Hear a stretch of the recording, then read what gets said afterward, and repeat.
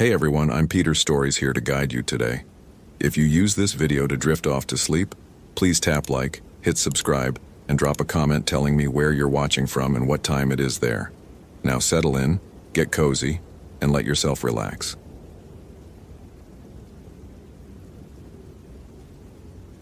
The satellite phone crackled at 6:47 a.m., pulling David Harrington from a sleep that had never quite arrived. His hand found the device in the dark, muscle memory from 12 years as a ranger superseding the fog of exhaustion that had become his permanent state. Ranger Harrington. His voice came out steady, professional. Nobody needed to know he'd been lying awake for the past 4 hours, watching shadows crawl across his cabin ceiling. David, it's Linda. The dispatch coordinator's voice carried an edge he recognized immediately. We've got a missing hiker, 24-year-old female, solo backpacker. Last check-in was yesterday at 3 p.m. from the Hoh River Trail, mile marker 7. She was supposed to meet her boyfriend at the visitor center last night, never showed. David was already moving, feet finding his boots in the darkness. Name? Emily Whitmore, from Portland, experienced hiker, had all the right gear according to her permit application. Her boyfriend's pretty shaken up, says it's not like her to miss a check-in. Weather? David asked, though he already knew. The mist had been thick as wool for 3 days now, the kind of fog that turned the forest into something primordial and unknowable. Visibility under 50 feet. Temperature dropped to 42 overnight. Front moving in this afternoon. They're calling for heavy rain by evening. David's jaw tightened. The Hoh River Trail. Of course it was the Hoh River Trail. I'm heading out in 15, he said, ending the call before Linda could say anything else, before she could mention what they both knew. 5 years ago, David had gone into that same stretch of forest and come back different. Changed. The official report had been clinical. Exposure, dehydration, temporary confusion. What the report hadn't captured was the 3 days David couldn't account for. The gaps in his memory that felt less like forgetting, and more like something had been surgically removed from his mind. He dressed in the dark. Base layers, uniform, waterproof shell. The motions were automatic, giving his hands something to do while his mind circled the inevitable. His fingers trembled slightly as he laced his boots. Not from cold, but from the feeling that had been building in his chest since the phone rang. Recognition, dread, something that felt uncomfortably like anticipation. The trailhead parking lot held only 2 vehicles when David arrived. Emily's silver Honda CR-V and a newer pickup truck that probably belonged to the boyfriend. A young man in his late 20s stood beside the truck, arms wrapped around himself despite the jacket he wore. His eyes were red-rimmed. Are you the ranger? The boyfriend stepped forward, desperation making his movements jerky. I'm Ryan Chen. We've been together 2 years. She wouldn't just disappear. She's careful. She always checks in. I need you to tell me exactly what she said in her last message, David interrupted gently. He'd learned years ago that letting worried relatives spiral only wasted time. Ryan pulled out his phone with shaking hands. She texted at 3:14 p.m. Said she'd made it to the junction, was going to push another 2 miles to the campsite near the river bend. Said the fog was getting thick, but she had her headlamp and GPS. That was it. When she didn't show up at 6, I drove to the visitor center. Waited until midnight, then I called you guys.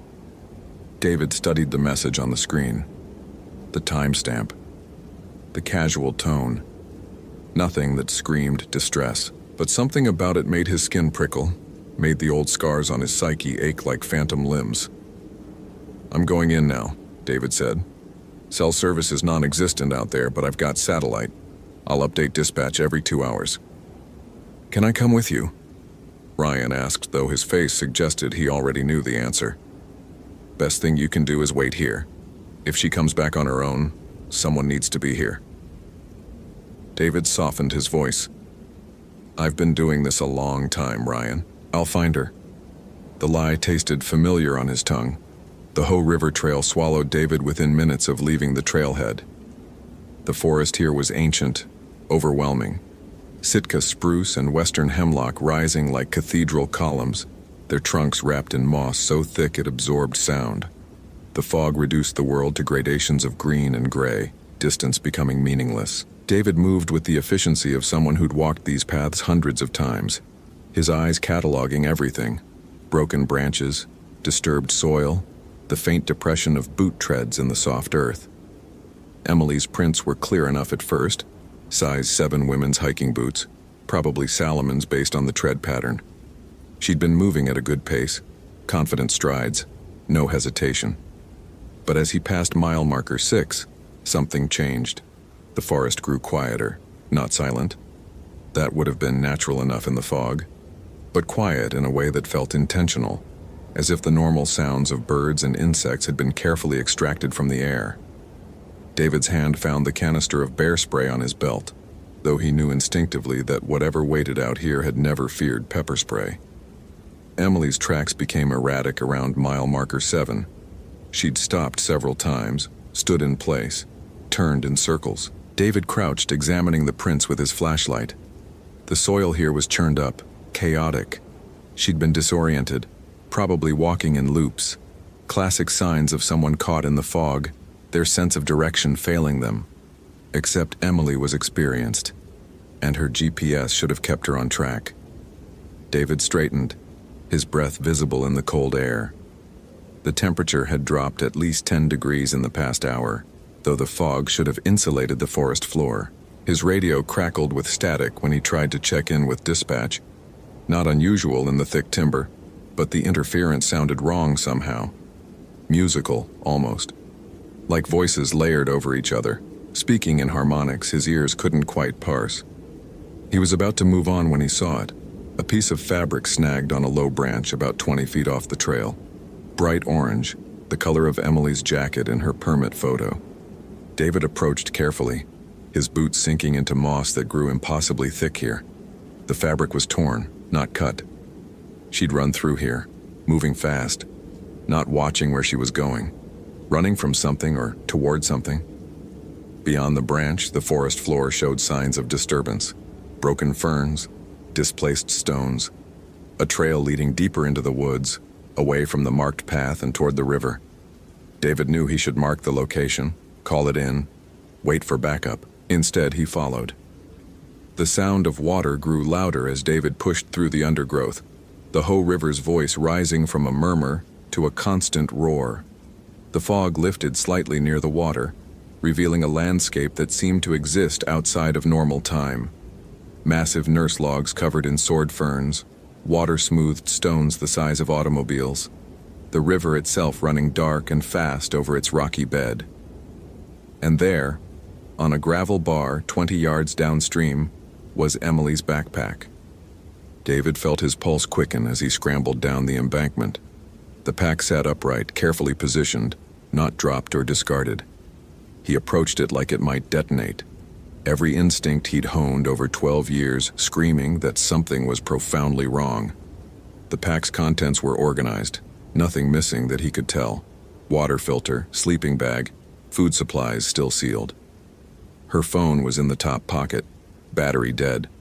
Her permit and ID were in a waterproof pouch.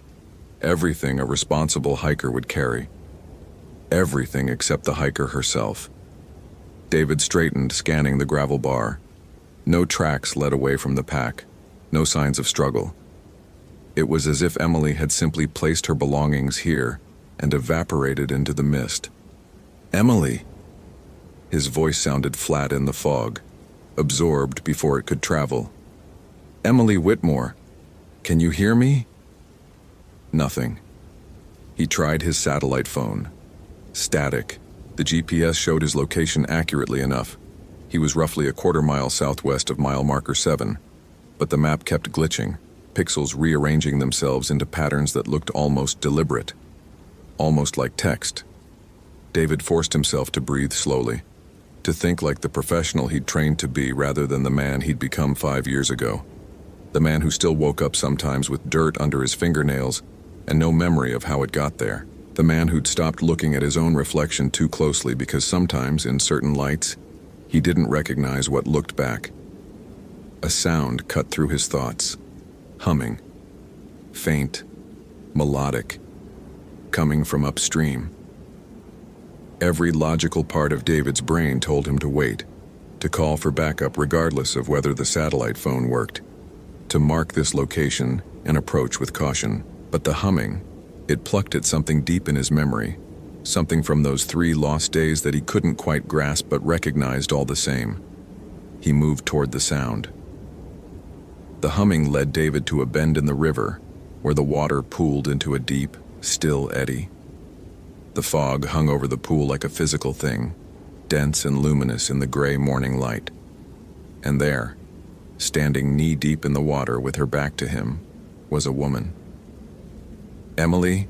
David called out, though he already knew. The woman turned and David's breath caught. She wasn't Emily. She was no one he recognized, but she was dressed in hiking clothes that looked decades out of style, canvas and leather instead of synthetic fabrics. Her face was pale, unmarked by any expression David could read. And her eyes held an emptiness that David remembered, not from seeing it in someone else, but from feeling it in himself. "You came back," the woman said. Her voice had the same musical quality as the static on his radio. "I've been waiting." David's hand moved to his bear spray, though he knew it wouldn't help. Nothing helped against what this was, what she was. "Where's Emily?" he managed. The woman tilted her head, studying him with those empty eyes. "Where were you, David, for those 3 days? Do you remember yet?"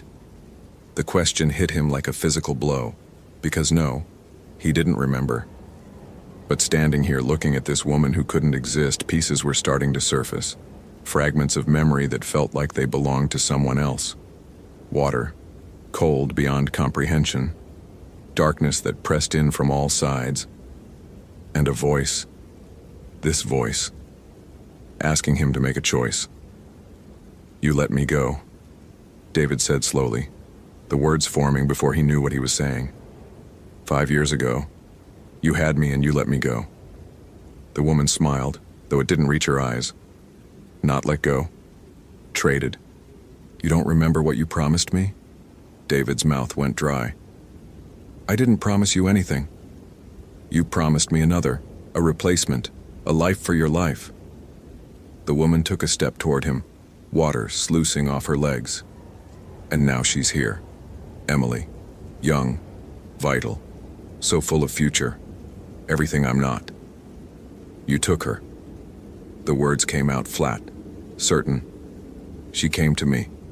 They always come when I call. The fog makes them lose their way. And then they hear me humming and they follow the sound right to the water. Just like you did, David. Just like you're doing now." David realized with horror that he'd moved closer to the pool without meaning to, his feet carrying him forward while his mind reeled. The woman's humming had started again, so subtle he hadn't noticed it, but it vibrated through his bones like a tuning fork. "Where is she?" David forced out through clenched teeth. The woman gestured to the pool behind her. The fog shifted, revealing dark water that seemed far too deep for its size. "Where you would have been, if you hadn't made your promise. Where you still could be, if you break it now." David's vision swam. The edges of reality felt soft, negotiable. He could see himself making different choices, not following the sound, marking the location and waiting for backup, never coming to this forest at all. But those versions of events felt thin, insubstantial. This moment, this choice, had the weight of inevitability. "Why?" His voice cracked. "Why do you do this?" For the first time, something like emotion crossed the woman's face. Pain, rage, grief so old it had calcified into something harder than stone. "Because I drowned here in 1952, she said. "And no one came looking. Because I screamed for help, and the forest swallowed the sound. Because I was 19 years old and I had a whole life ahead of me, and it was taken away in 4 minutes of cold water and panic. Because it's not fair, David. It's not fair that I'm gone and the world kept turning. So I make it fair. I take what was taken from me, again and again and again." David understood then, really understood what he was dealing with. Not a ghost in the Hollywood sense. Not some transparent figure moaning about unfinished business. This was something that had been human once and had been twisted by injustice and isolation into something that could only perpetuate its own suffering. "Emily didn't wrong you," David said quietly. "Neither did you. Neither did any of them." The woman's smile was bitter. "But that doesn't matter, does it? Fair isn't about who deserves what. It's about balance. And the scales have been tipped against me for 73 years. Let her go. Give yourself instead." The offer hung in the air between them. David could feel its terrible logic, the symmetry of it. One life for another. The promise he'd made 5 years ago, that he couldn't remember making but knew in his marrow was real. Finally coming due. He thought about Ryan waiting in the parking lot. About Emily's family who would spend the rest of their lives wondering what happened. About all the search teams and investigations and unsolved mysteries that fed this forest's dark reputation. He thought about the man he'd been before those 3 lost days, and the man he'd become after. The insomnia. The nightmares that weren't quite dreams. The feeling that he'd left something essential behind in these woods, and had been walking around incomplete ever since. Maybe this was just bringing him back to where he belonged. "If I do this," David said slowly, "you let her go. You release her completely. No tricks, no conditions. She walks out of here alive and whole." The woman studied him for a long moment. Then she nodded. "Yes. But you have to come willingly. You have to walk into the water yourself." David's hands were shaking as he removed his radio, his phone, his ranger badge. He placed them carefully on a rock, forming a small pile that someone might eventually find and understand. A cairn marking where David Harrington had finally paid his debt. He took a step toward the pool. The water was impossibly cold, even through his boots. Another step. The current pulled at his ankles, eager. Another step. The woman watched him with those empty eyes, and David could see himself reflected in them. Not as he was, but as he would be. Hollow. Endless. Hungry for what had been stolen. He was waist deep when he heard it. A voice, faint but distinct, calling from somewhere upstream. "Help! Please! Someone help!" David froze. The woman's expression shifted, something like panic flickering across her features. "That's not possible," she whispered. "She's already—" "Help!" The voice came again, clearer now. Emily's voice. Alive. Terrified. But alive. David turned back toward shore, and the woman lunged forward with a shriek that was no longer even remotely human. He threw himself backward, the current catching him, pulling him under. The cold was absolute, crushing, and for a moment he was back in those 3 lost days, drowning in darkness, feeling himself dissolve into nothing. But this time, he fought. If this story is holding your attention, follow for more quality content. What would you do in David's situation?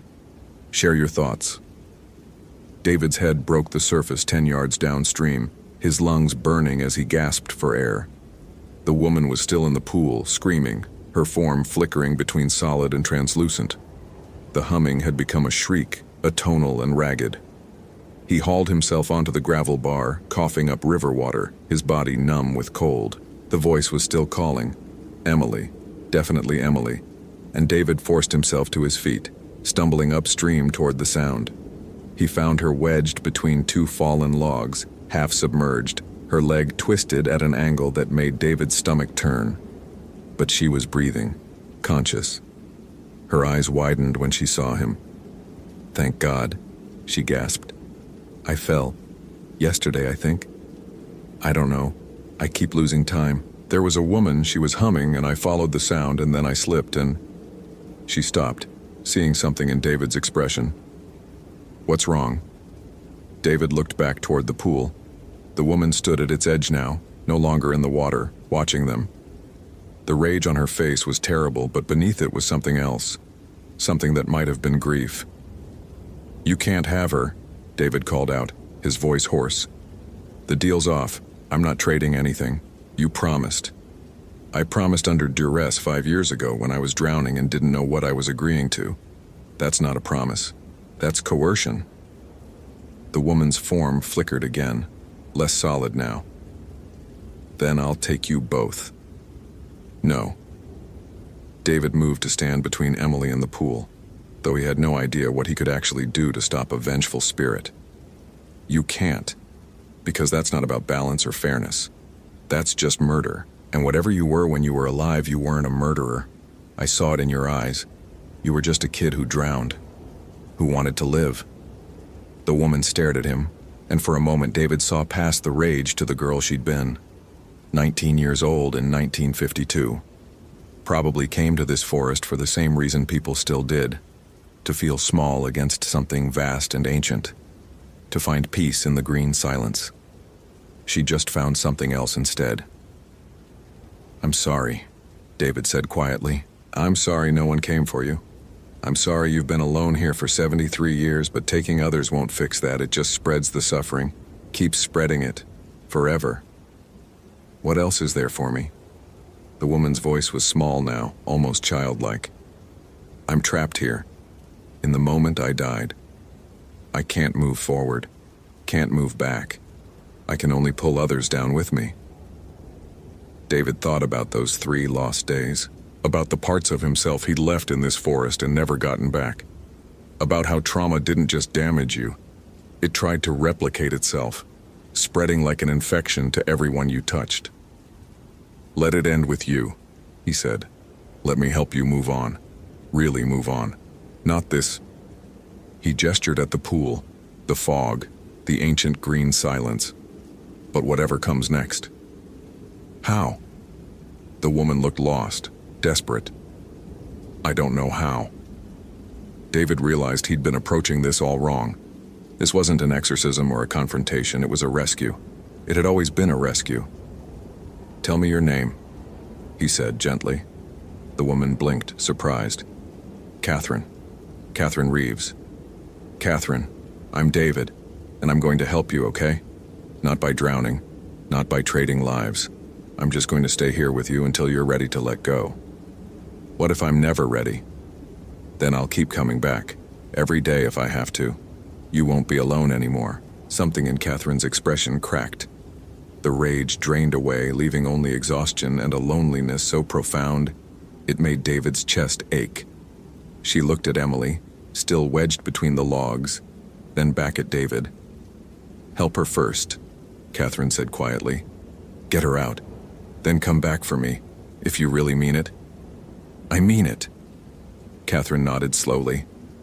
Then she turned and walked back into the pool, submerging without a ripple, disappearing into the dark water. The fog began to lift. David got Emily to the trailhead by early afternoon. Her leg was fractured but stable, and she was coherent enough to walk with support. Ryan nearly collapsed when he saw them emerge from the forest, and David had to grip the young man's shoulder to keep him upright. She's okay, David said. Broken leg, dehydration, hypothermia, but she's okay.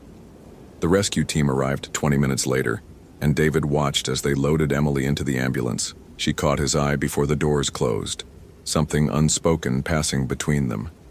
She'd heard the humming too. Followed it.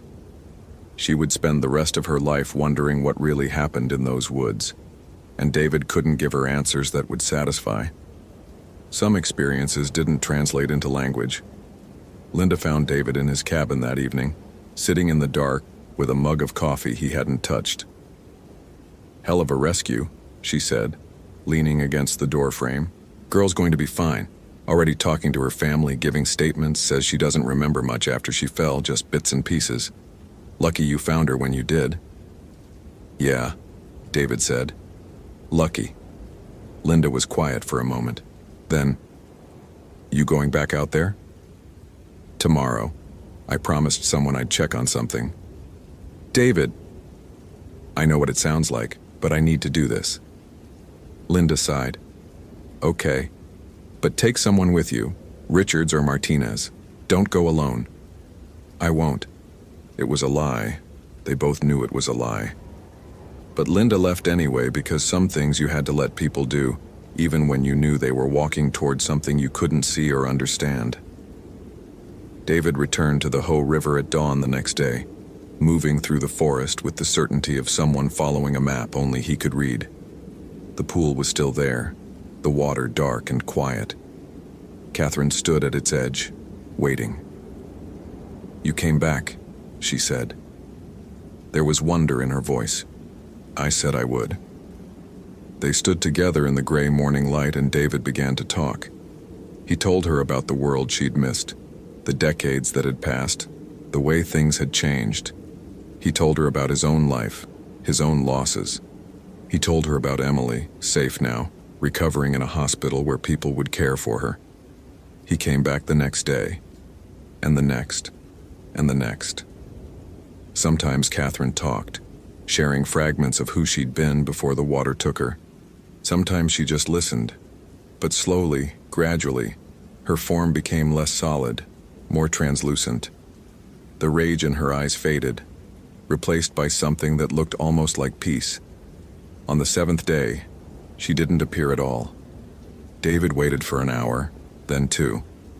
The pool remained empty, the water reflecting only trees and sky. The humming that had haunted this stretch of forest for 73 years was finally silent. David placed a small stone marker on the shore.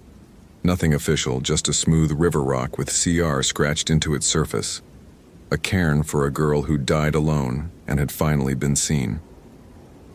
As he walked back to the trailhead, the forest felt different, lighter somehow. The fog was just fog again, the silence just silence. Catherine Reeves had moved on, and the debt that David couldn't remember incurring had been paid. Not with another life, but with witness and companionship and the simple act of staying. He thought he could probably sleep tonight. Really sleep, for the first time in 5 years. It was a start. Thank you for reading to the end. If you enjoyed this narrative, consider following for more compelling stories. What's your interpretation of what David experienced? I'd love to read your theories in the comments.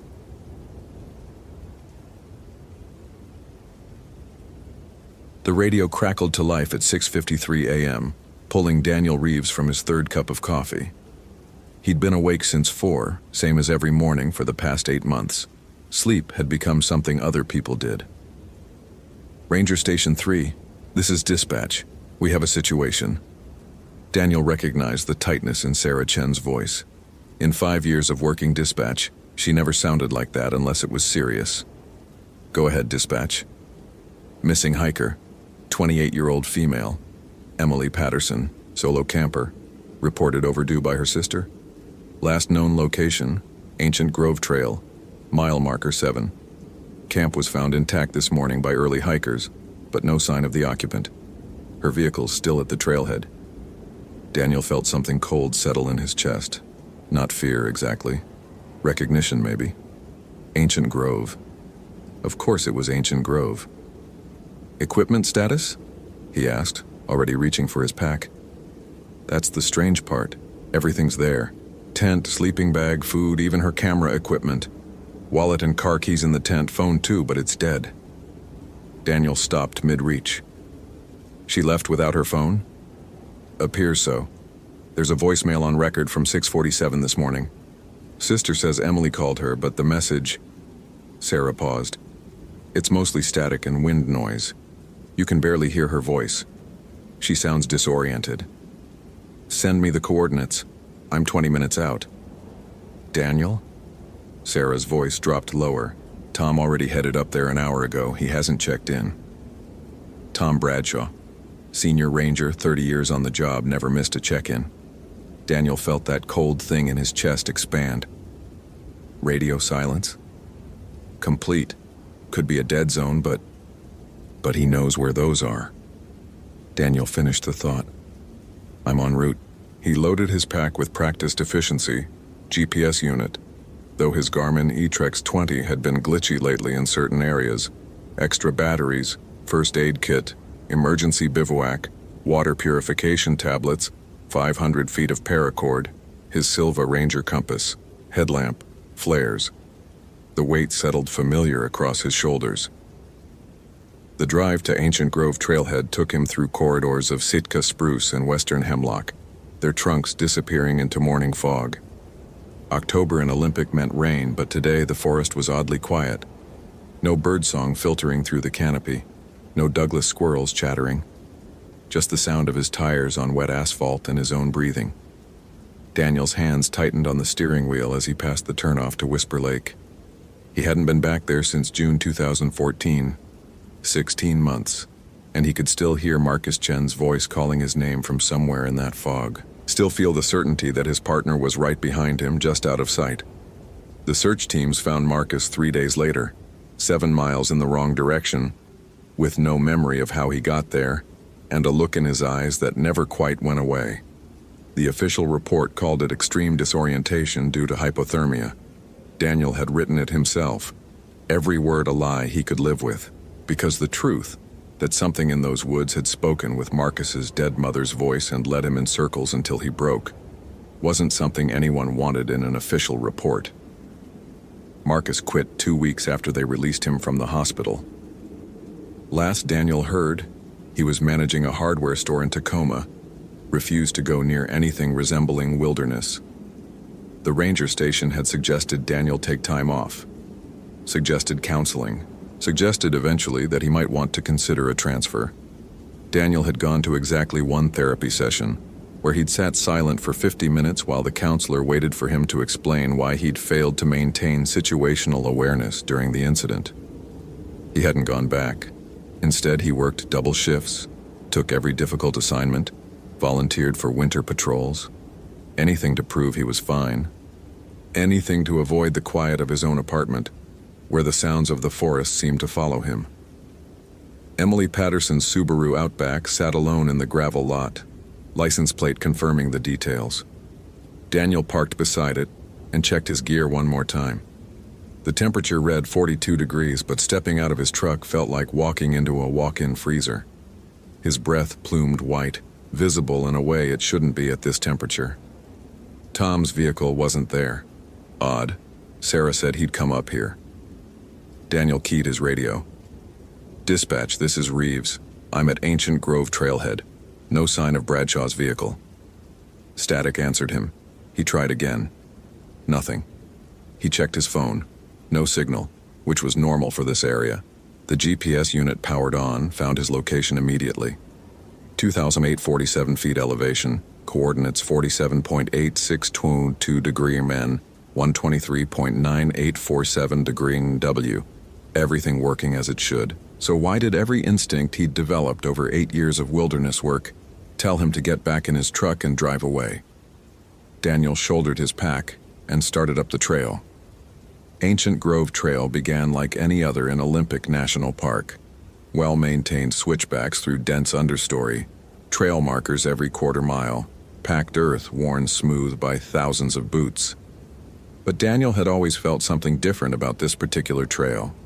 The trees here were older, the silence deeper.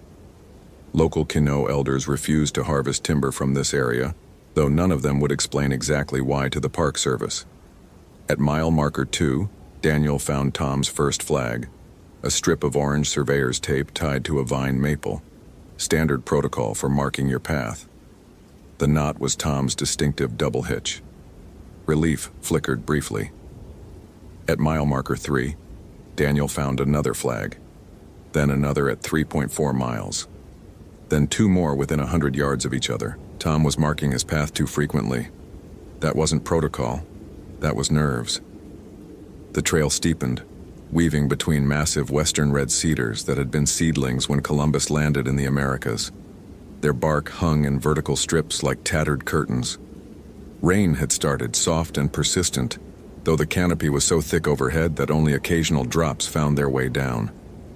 At mile marker 5, Daniel stopped. The trail split here, though no official signs indicated this. The main path continued northeast toward Ancient Grove, but another route, smaller, less maintained, barely visible unless you knew to look, cut west toward Silence Creek. That was its unofficial name anyway. It wasn't on any maps. Tom's orange tape marked the western trail. "Damn it, Tom," Daniel muttered. Every ranger knew you didn't take unofficial trails during search and rescue. You stayed on marked routes, maintained regular radio contact, never went alone into uncharted areas. Tom had helped write those protocols. Daniel pulled out his compass, checked the bearing. The western trail led directly toward the heart of the old-growth forest, the section where trees exceeded 800 years old, where the forest floor received so little light that almost nothing grew beneath the canopy, where, according to Quinault oral history, something old lived, something that didn't appreciate visitors. Daniel had dismissed those stories as folklore, right up until Marcus started screaming his dead mother's name into the fog at Whisper Lake. He keyed his radio again. "Dispatch Ranger Reeves. I'm at Mile 5, Ancient Grove Trail.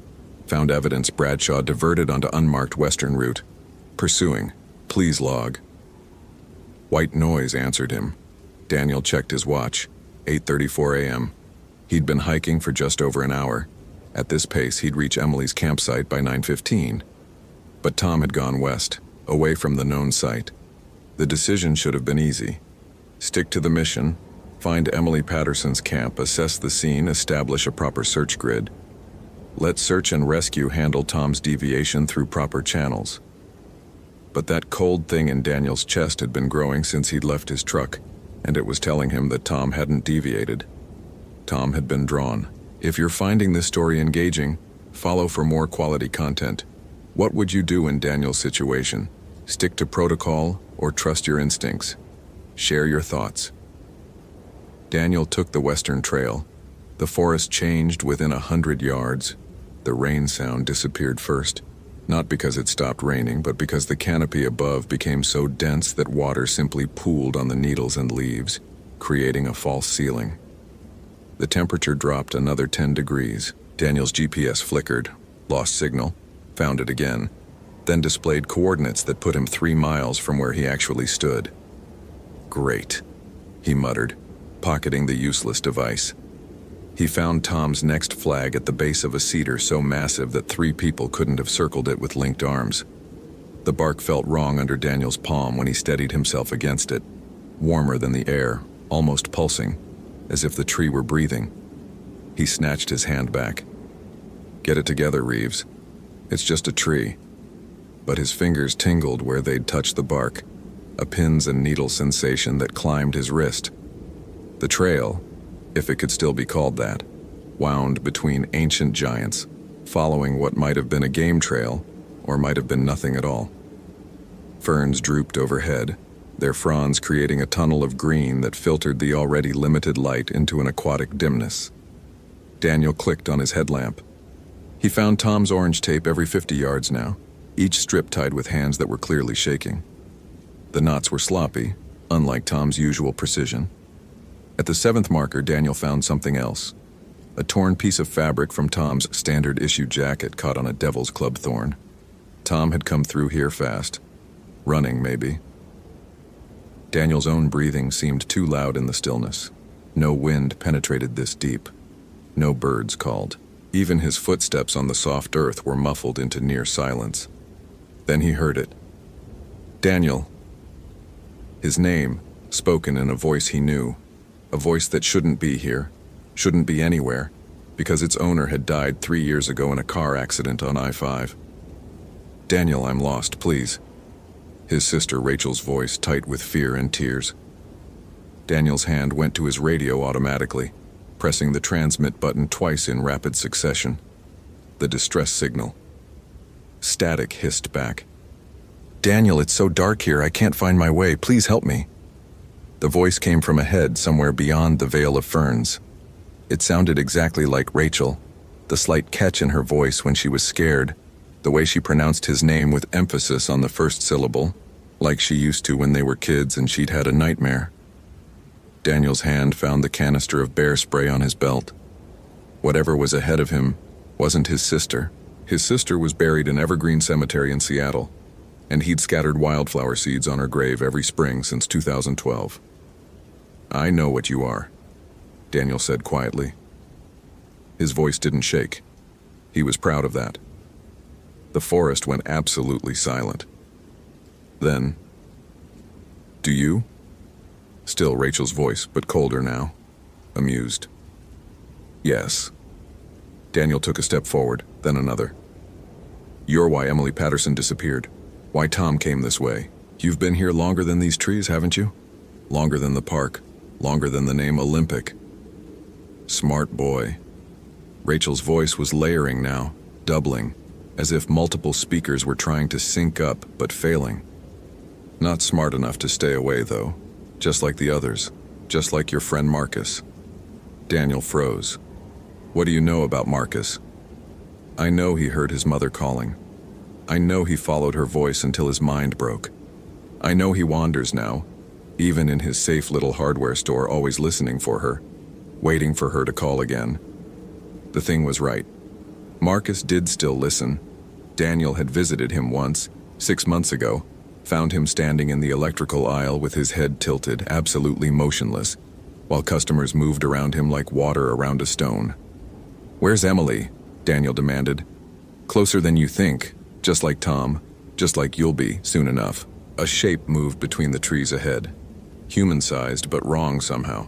Its proportions not quite matching. In the dimness, Daniel couldn't make out details, just movement. This grove is sacred, the voice continued, still using Rachel's inflection but losing her warmth. Your Emily violated it, took pictures of things that shouldn't be seen, took pieces of things that shouldn't be taken. What pieces? Bark from the grandmother tree, moss from the eldest stone. She thought them pretty. She thought them hers. Daniel remembered the report. Emily's camera equipment left behind. Had there been samples? Had anyone checked? If she gives them back, too late for giving back. The voice split entirely now, becoming a chorus. Rachel's tone mixed with others. Tom's gravelly baritone, Emily's higher pitch, Marcus's careful enunciation. A dozen voices or more speaking in eerie synchronization. Once taken, always owed. The grove demands balance. The grove demands respect. The grove demands... A hand grabbed Daniel's shoulder from behind. He spun, bear spray up, finger on the trigger. Tom Bradshaw stood there, uniform torn, face scratched by branches, eyes wide and haunted, but definitely human, real. Don't listen to it, Tom rasped. It gets in your head, makes you hear things, see things. I've been walking in circles for 3 hours. Every time I think I'm heading back to the trail, I end up deeper in. Daniel grabbed Tom's arm, felt solid flesh and bone. You're real. Yeah. Tom's laugh held an edge of hysteria. Though I'm not sure how much longer. It's been showing me my daughter. She died in 2003. Overdose. It's been showing me the day I found her, over and over, asking me why I didn't come home earlier. Why I didn't notice she was using, why I... His voice broke. Look at me, Daniel ordered. Focus. Where's Emily? I saw her. 20 minutes ago, maybe. She was in the center of the grove, at the big cedar, the one with the triple trunk. But Daniel, she wasn't alone. There were others. People, or shapes like people. They were just standing in a circle around her, not moving. Daniel's mind raced. Could she walk? Don't know. Didn't get close enough. That's when it started using my daughter's voice and I... Tom's face crumpled. I ran. God help me, I ran. No shame in that. Daniel checked his compass. The needle was spinning slowly, unable to find north. We're getting out of here, both of us, with Emily if we can find her. It won't let us. Tom's certainty was absolute. We're already caught. We just don't know it yet. Daniel tied one end of his paracord to Tom's belt, the other end to his own. We stay connected. It can't separate us if we're physically linked. You think rope will stop it? I think it wants us isolated and afraid. We don't give it that. They moved deeper, following what Daniel hoped was westward. Though without reliable instruments, he was navigating by instinct. The trees here exceeded any size he'd seen in 20 years of forest work. Their trunks disappeared into darkness above, and their roots created cathedral-like buttresses that channeled the path into narrow corridors. The voices continued, sometimes near, sometimes distant. Daniel heard Rachel asking why he never visited her grave anymore. He visited every month. Tom flinched repeatedly, whispering apologies to someone Daniel couldn't see. Then the forest opened up. They'd found ancient grove proper, the heart of the old growth. 5 massive cedars stood in a rough circle, each trunk wider than a car, their canopies interlocking 300 feet above. In the exact center stood the grandmother tree, a western red cedar that might have been 1,000 years old, maybe more. Its 3 trunks spiraled around each other before separating into distinct crowns, creating a living braid of heartwood and sapwood. Emily Patterson knelt at its base. She wore hiking clothes, no jacket despite the cold, and her hands moved slowly across the massive root system as if reading Braille. Her lips moved, but no sound emerged. Around her stood 7 figures. They resembled people the way photographs resemble reality. Technically accurate, but fundamentally wrong. Their proportions shifted as Daniel watched. Limbs too long one moment and correct the next. Faces turned toward the newcomers, features blurring like time-lapse photography of decay and growth. "Emily!" Daniel called. She didn't respond. "She can't hear you," one of the figures said. It wore Tom's face now, but badly, like a mask pulled too tight. "She's listening to what matters, learning what she took, understanding the debt." Daniel unclipped his bear spray. "Let her go. Let her go?" The figures spoke in unison now, dozens of voices overlapping. "We didn't bring her here. She came. She violated. She took." The grove simply responded. By taking her mind, by showing her truth. Your Emily wanted to capture the forest's beauty. We're letting her experience it. Every growth ring, every root connection, every mycorrhizal thread. 800 years of the grandmother's life, experienced in a single night. Most humans break within hours. She's lasted until dawn. Quite impressive. Tom grabbed Daniel's arm. "We need to leave. Now. Look at her eyes." Daniel looked.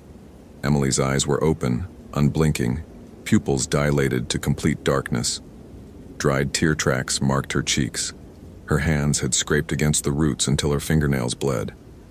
"How do we break it?" Daniel demanded. "You don't," the figures chorused. "The grove holds what it catches. She took from us. We take from her. Balance." "Superstitious nonsense," Daniel said, though his conviction wavered. "You're using infrasound to manipulate our perceptions. Psychological warfare. I've read the studies. Certain frequencies cause fear responses, auditory hallucinations, even visual distortions." The figures laughed, the sound like wind through dead trees. "Explain it however helps you sleep, Daniel Reeves. Call it infrasound. Call it mass hysteria. Call it anything but what it is. Consequence." One of the figures stepped closer and Daniel saw it wore Rachel's face. His sister's exact face down to the small scar above her left eyebrow from when she'd fallen off her bike at age 7. "You couldn't save me." "Rachel, that wasn't Rachel," said softly. "You were 300 miles away when the truck hit. You got the call 4 hours later. You couldn't save me then. You can't save her now." "That's not Rachel," Daniel said, but his voice shook. "No," the figure agreed, "but we remember her. Everyone who dies in these mountains we remember. Their last thoughts echo through the roots, seep into the water, join the memory of the forest. Your sister's last thought was your name." Daniel's vision blurred. He blinked hard. "We remember Marcus's mother too," another figure added. This one wearing a woman's face Daniel didn't recognize, but Tom clearly did. The older man made a strangled sound. "She died in 1987, fell from Glacier Point while photographing eagles. She called for Marcus as she fell. He was 8. She died hoping someone heard." "Stop," Tom whispered. "We remember everyone," the chorus continued. "Every death, every loss, every moment of grief in these woods for 10,000 years. We are not malicious, Daniel Reeves. We are inevitable. We are what happens when you take without asking, when you violate without understanding, when you assume the forest is yours to use. Emily took some bark and moss, Daniel said. That warrants this? Emily took without permission from a sacred place, but you want to know the truth? The figures circled closer. We would have let her go. Scared her, certainly. Shown her why this place demands respect. But let her go. Then Tom came. And you came. And you both brought such delicious grief with you. Such beautiful, aching loss. The Grove hasn't fed this well in years. Fed? Daniel's hand tightened on the bear spray. On emotion, on memory, on the electrical patterns of human consciousness when it confronts the incomprehensible. You thought we wanted Emily? We wanted you, Daniel. You, with your sister's death and your partner's breakdown and your desperate need to prove you're not broken. You're a feast of unprocessed trauma. The figure wearing Rachel's face touched Daniel's cheek. Its fingers felt like bark, rough and warm and alive in ways flesh shouldn't be. Stay with us, it whispered. Stay with Rachel. We can show you the moment she died. Show you exactly what she was thinking. Would you like that? Would you like to hear her last words? Daniel's hand moved without conscious thought. The bear spray erupted, an orange stream that caught the figure directly in the face. It didn't flinch, didn't blink, just smiled with Rachel's mouth. Wrong weapon, it said. Then it screamed. Not a human scream, something older, deeper, resonating through the earth itself. The other figures joined in, and the sound became physical, vibrating through Daniel's chest, rattling his teeth. Tom collapsed, hands over his ears. Emily's eyes rolled back. And Daniel, veteran of 8 years in wilderness work, trained in first aid and emergency response and crisis management, did the only thing that made sense. He ran. Straight toward Emily. The figures tried to block him, but they were more threat than substance. His body passed through them like smoke, though each passage left him colder, more exhausted, as if they were drawing heat and energy from his very cells. He grabbed Emily's arm. She was ice cold, barely breathing. Her lips had turned blue. Emily Patterson, look at me. Her eyes focused slightly. So beautiful, she whispered. The trees, they're singing. Can you hear them? We're leaving. Now. He pulled her upright. She came docilely like a sleepwalker. Behind them, Tom struggled to his feet, the paracord between them pulling taut. The figures reformed, blocking the way they'd come. You cannot leave, they said in unison. The Grove demands balance. Something was taken. Something must remain. Daniel's mind raced. Something taken. Emily had taken samples, bark and moss, from the grandmother tree. Were they still in her pockets, her pack? Where are the samples? He asked Emily. She blinked slowly. Pretty. Put them in my journal. Between the pages. To press them. Where's your journal? Tent. At camp. The camp was 7 miles away on the official trail.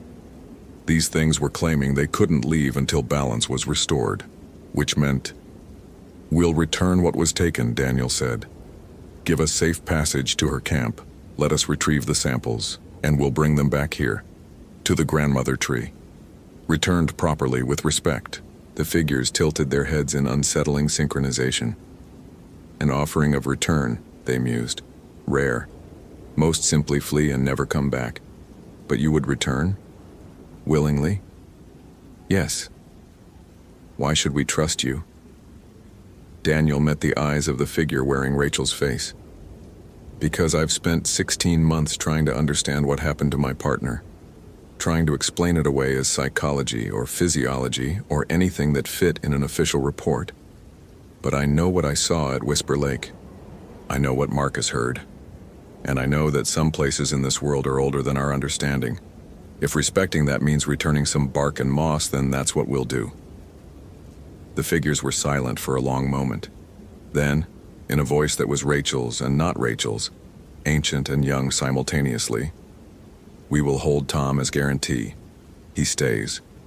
You and the girl return to her camp, retrieve what was taken, and bring it back by nightfall. If you fail, or flee, or bring others, Tom remains with us forever. Do you accept these terms? Tom's face went white. Daniel. No other way, Daniel said quietly. Trust me. Tom swallowed hard, then nodded. Okay. But Daniel, if I'm still here come dark, if you can't get back, and don't come looking for me a second time. Daniel untied the paracord connecting them. I'll be back. He took Emily's arm and turned toward where he thought the trail might be. The figures parted, creating a path. As Daniel and Emily passed through, the forest began to change. Light filtered down from above. Bird calls resumed. The temperature rose 10 degrees in a dozen steps. They emerged onto Ancient Grove Trail at mile marker 6, as if they'd never left. Getting Emily down the mountain took 3 hours. She could walk, but barely, her mind still half caught in whatever the grove had shown her. She kept stopping to touch trees, whispering to them in a language Daniel didn't recognize. At the trailhead, Daniel called for medical evac on his finally working radio.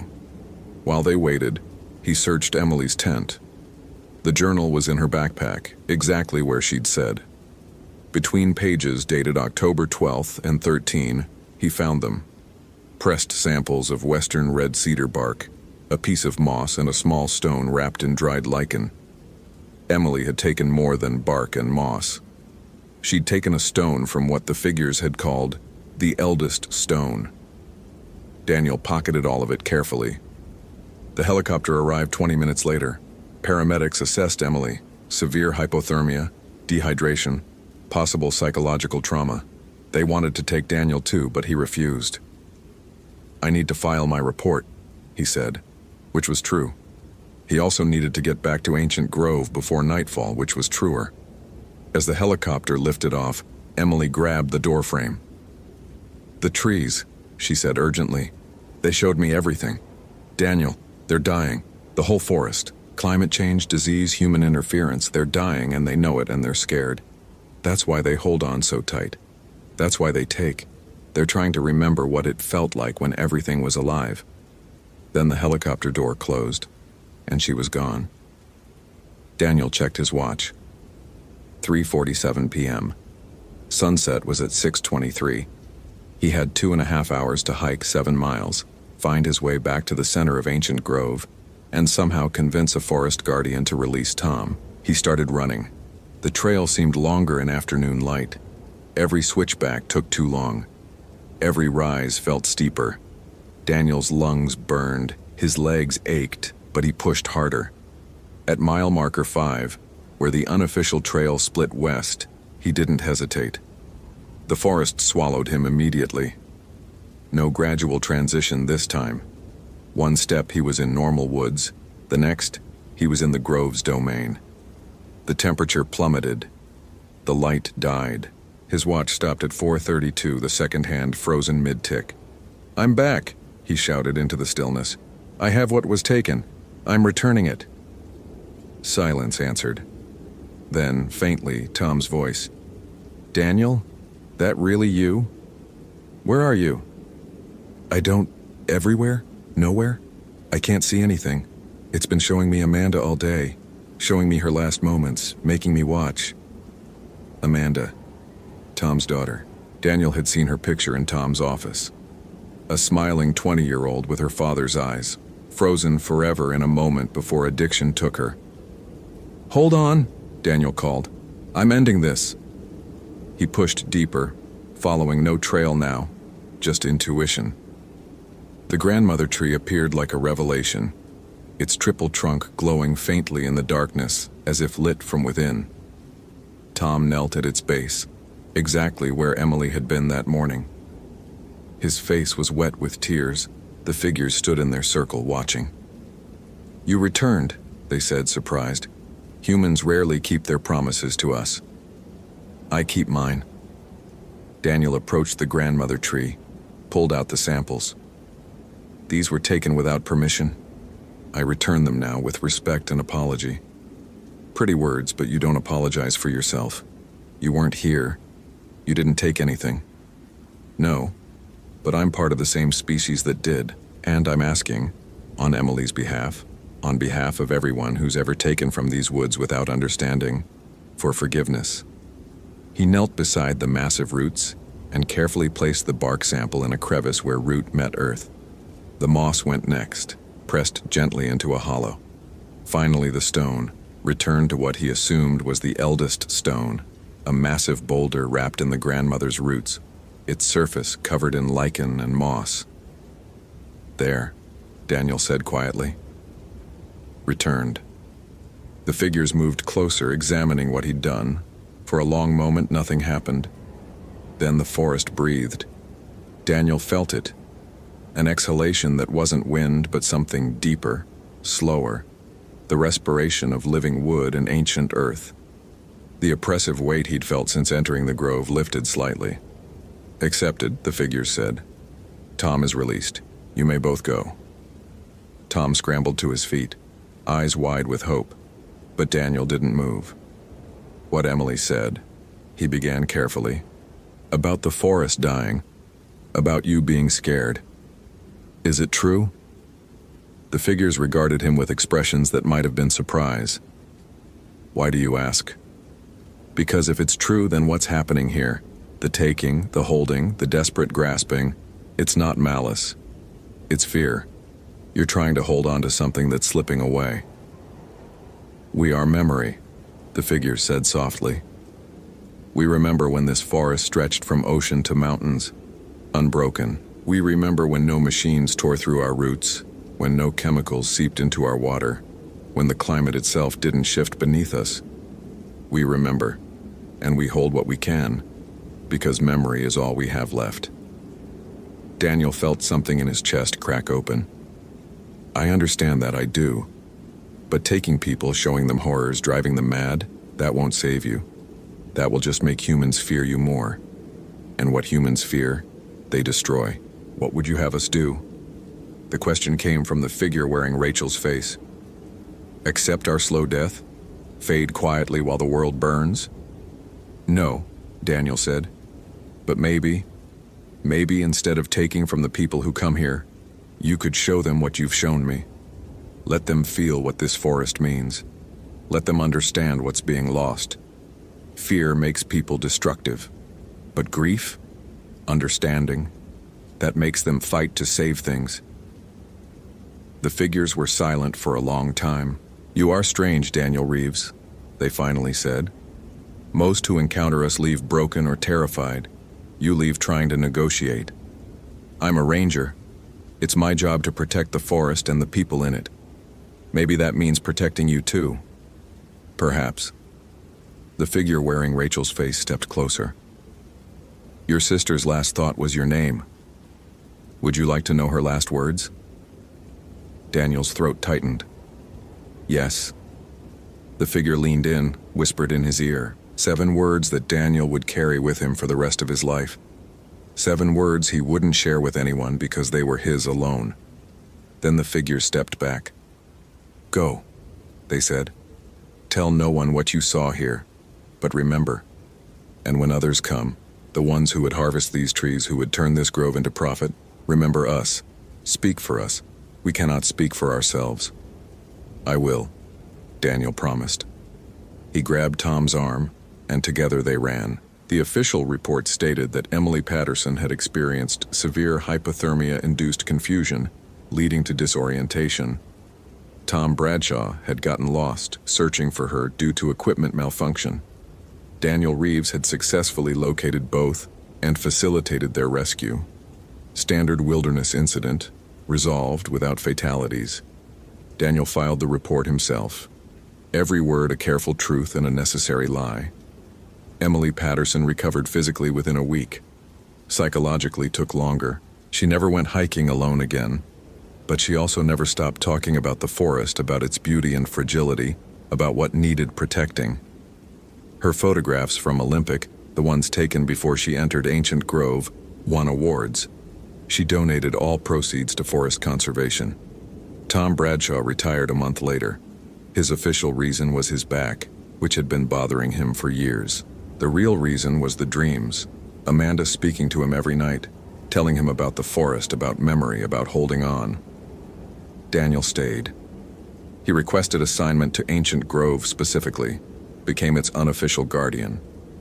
When logging companies surveyed the area, he found procedural reasons to delay them. When developers proposed new trails, he cited environmental concerns. When tourists asked about the haunted woods, he told them stories that were both true and false. And once a year, on the anniversary of finding Emily, Daniel hiked to the center of Ancient Grove. He brought offerings: water from pure streams, seeds from native plants, stones shaped by ancient rivers.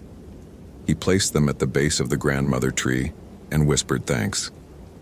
Sometimes on those visits he heard Rachel's voice, not the terrible chorus of the grove, but her real voice, the way it had sounded when she was alive. He never saw her, but he heard her, and that was enough. The forest remembered. Daniel made sure humanity didn't forget.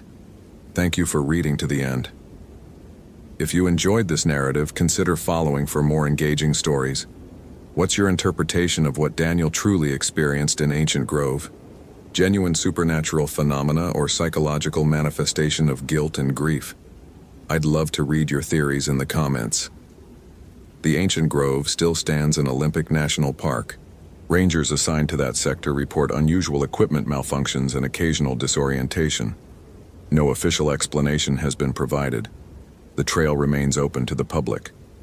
Hike at your own risk. And if you take anything from the forest, anything at all, remember to return it.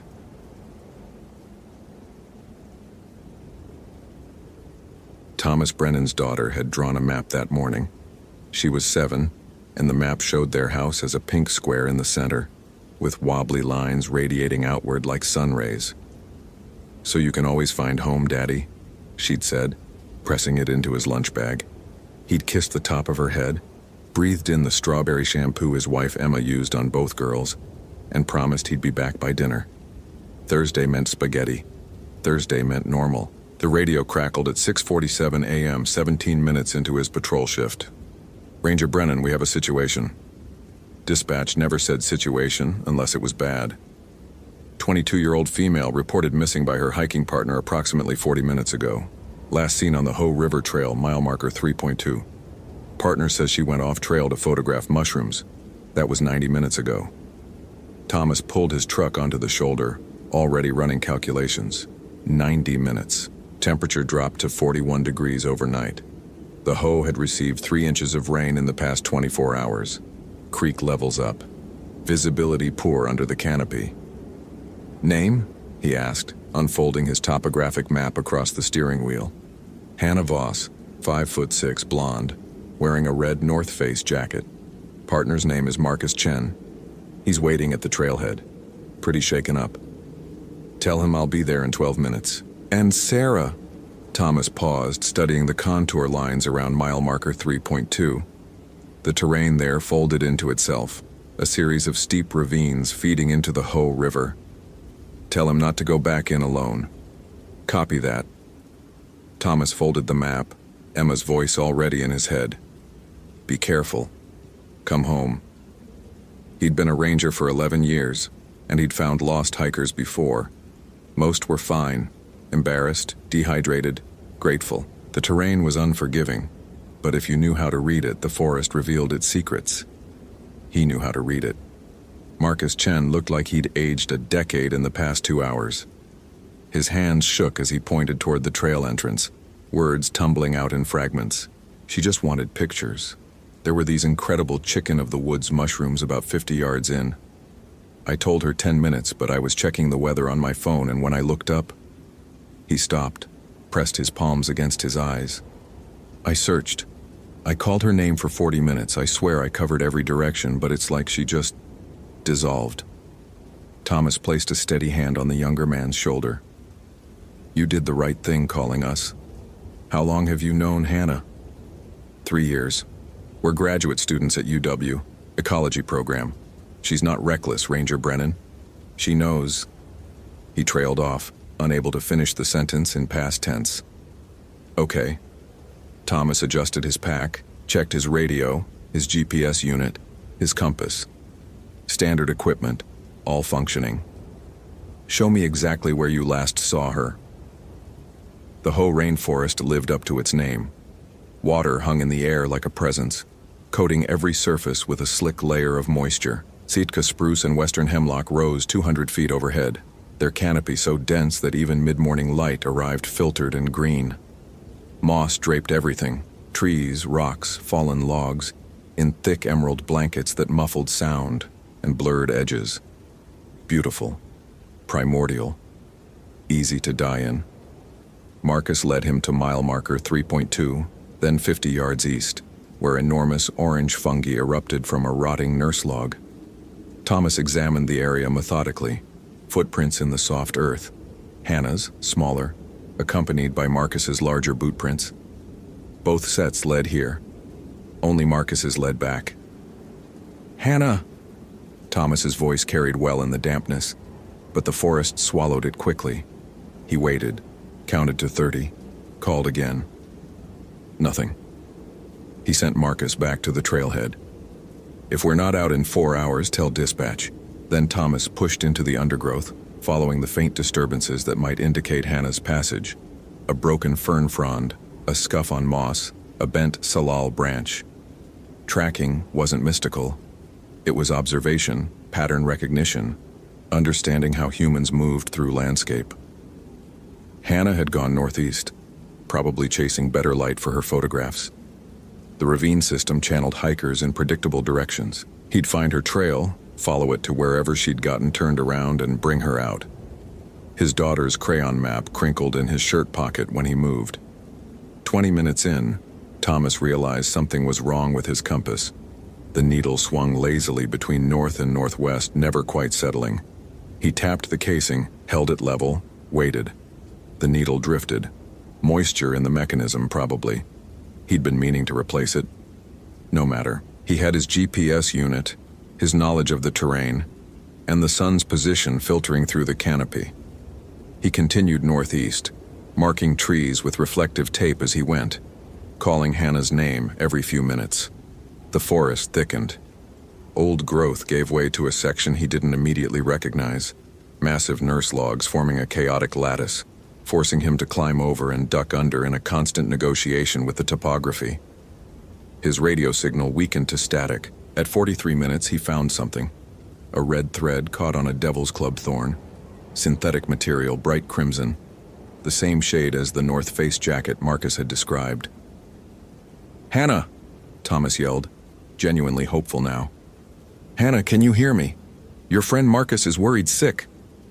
A sound reached him, faint but distinct. A voice?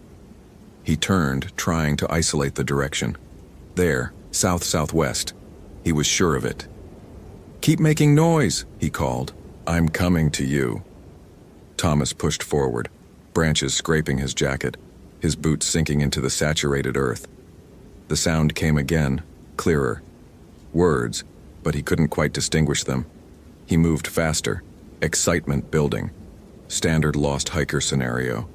She'd gotten disoriented, maybe panicked. He'd done this dozens of times. But after 10 minutes of aggressive movement southwest, the sound seemed no closer. If anything, it felt slightly farther. He stopped, breathing hard, and checked his GPS unit.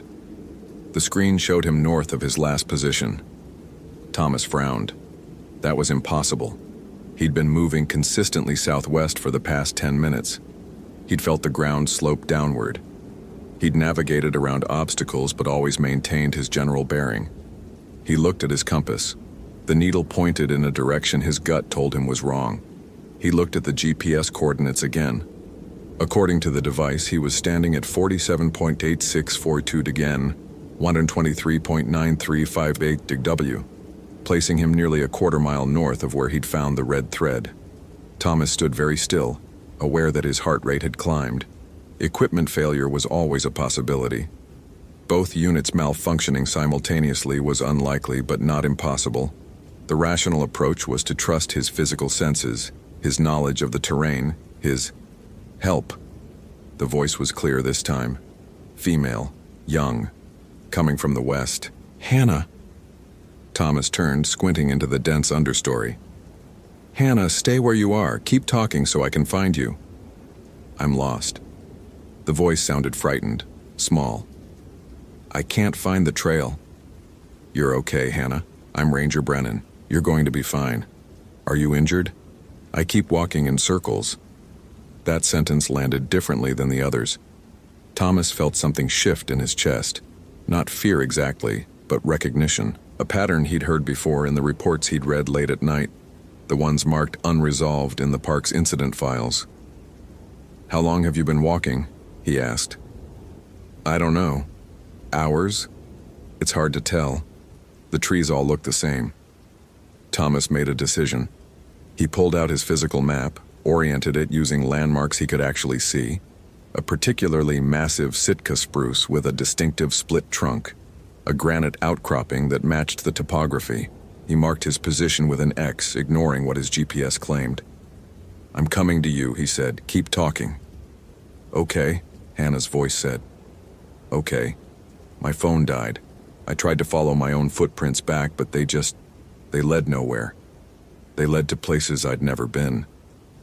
Thomas walked west, marking trees aggressively now, building a visible trail back. The voice stayed ahead of him, constant distance, even as he moved. After another 20 minutes, Thomas stopped walking. The voice had said 17 different things. Each sentence came from the same distance, the same direction, no matter how he moved. And there was something else now, something his conscious mind hadn't wanted to acknowledge. The voice sounded like Emma. Not identical, but similar. The cadence, the slight upward lilt on certain words, the way okay came out as 3 syllables when she was stressed. Thomas's hands were shaking. He forced them still, forced himself to think clinically. Auditory phenomenon, stress response. His mind filling in familiar patterns. He'd been out here an hour and a half. He'd skipped breakfast, blood sugar low, mind playing tricks. Hannah, he called, and his voice sounded foreign in his own ears. I need you to tell me what you see around you. Describe your immediate surroundings. Silence. Hannah.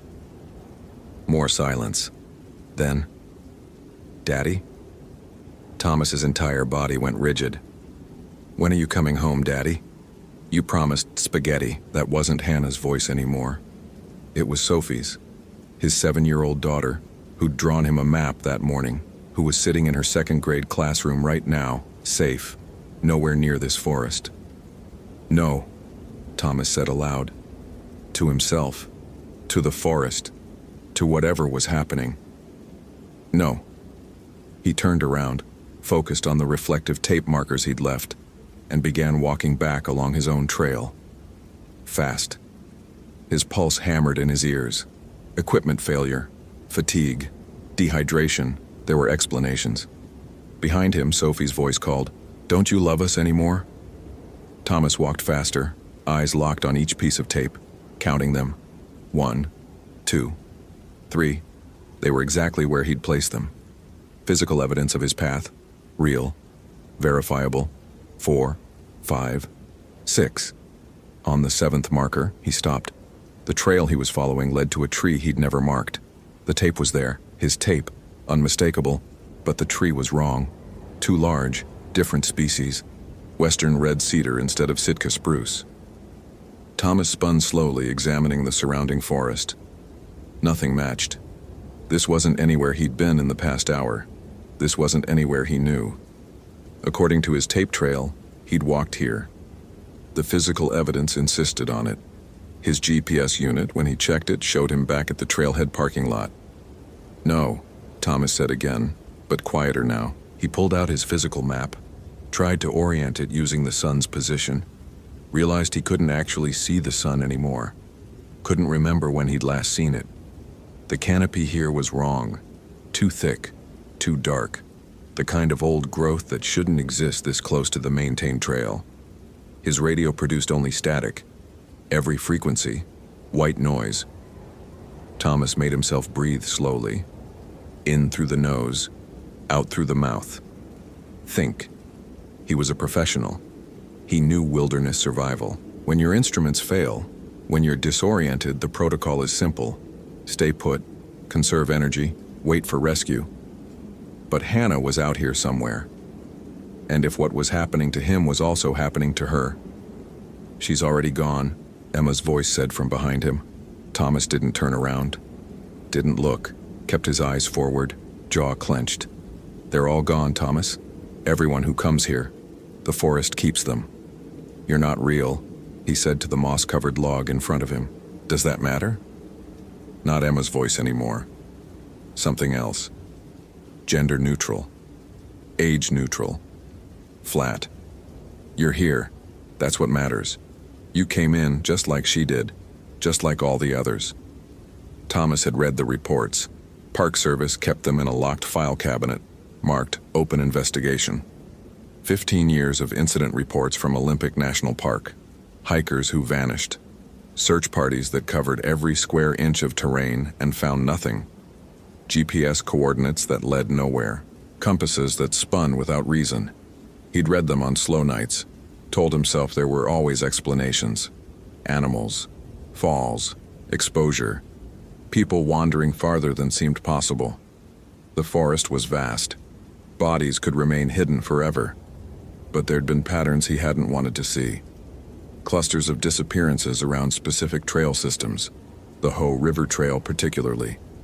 Witnesses reporting the same phenomenon, voices calling them deeper. Compasses failing. The sensation of walking in circles despite following clear landmarks. One report from 2003 had stuck with him. A ranger named Patricia Whitmore had gone searching for a missing hiker. She'd radioed in regular updates for the first hour, then nothing. They'd found her 23 hours later, 3 miles from where she'd entered the forest, unconscious and severely dehydrated. When she woke, she'd said she'd walked for hours, following her own trail markers, only to find herself in places that couldn't exist, places where the geography folded wrong, where trails led back to themselves. She'd taken early retirement, moved to Arizona, never set foot in a forest again. Thomas had thought she'd had a breakdown, stress, trauma. Now he wasn't sure. He forced himself to think systematically. Assume the phenomenon was real. Assume the forest. Something in it, something about it. Created spatial distortions. What were his options? Option 1, stay put. Wait for rescue. But his radio was dead, and the search team would be looking in the wrong place, following protocols that assumed normal geography. Option 2, try to navigate out. But his instruments were compromised, and moving seemed to accelerate the disorientation. Option 3, find Hannah. If they were both trapped in the same phenomenon, maybe 2 people together would have better chances. Shared observation, reality checks. It wasn't much of a plan, but Thomas had spent his adult life solving problems in the wilderness, and the first rule was simple: never stop thinking. He called out again, "Hannah! Hannah Voss! If you can hear me, I need you to respond." He waited, counted to 60. The forest pressed in, that oppressive silence unique to old growth where sound seemed to die inches from its source. Then, here. Female voice, young, frightened. Crucially, it sounded human again. Not Emma, not Sophie. Just a scared woman who'd made a mistake and wanted to go home. "Keep talking," Thomas said. "Tell me about your research. Marcus said you study ecology. Fungal networks." The voice was closer now, or seemed closer. "Mycelium communication systems. There's this theory that trees share information through root fungi, chemical signals. It's like a forest internet." Thomas walked toward the voice, but this time he didn't watch his compass or GPS. He watched the terrain itself. Slope, drainage patterns, the way moss grew heavier on north-facing surfaces. Primitive navigation, the kind humans had used for millennia before instruments. "That's fascinating," he said, keeping her talking. "What made you interested in that?" "My dad." Hannah's voice definitely closer now. "He's a geologist. He used to take me on field trips. He said the most important thing is learning to read landscapes, understanding that everything connects to everything else." Smart father, Thomas thought. That's exactly what he needed to do now. Read the landscape, understand how it connected, even if the connections were impossible. "I see you." Hannah's voice, clear and close. Thomas looked up, and there she was, 30 feet away behind a massive nurse log. Red jacket, blonde hair plastered to her head with moisture, face smudged with dirt and fear. "Hannah?" he said carefully. "Oh, thank God." She scrambled over the log, nearly fell, caught herself. "You're real. You're actually real. I've been hearing voices for hours and I couldn't tell what was real anymore." Thomas reached her, caught her elbow to steady her. She was solid, warm, shaking. The overwhelming relief in her face looked genuine. "Are you injured?" he asked. No, just scared. So scared. My GPS started giving impossible readings, and then my phone died, and I tried to retrace my steps, but nothing made sense."